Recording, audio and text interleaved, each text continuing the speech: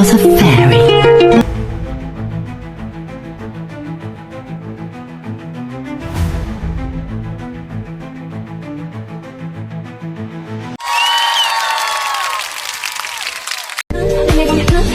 Anh biết thương, giây phút em gặp anh mà em biết em si tình.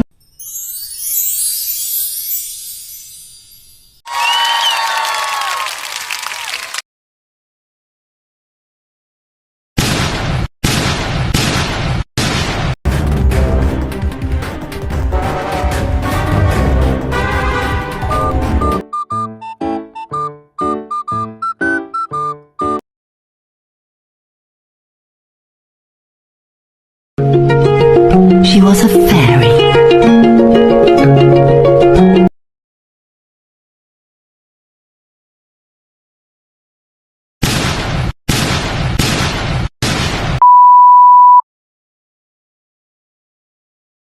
Bonjour tout le monde, je m'appelle Léa, je suis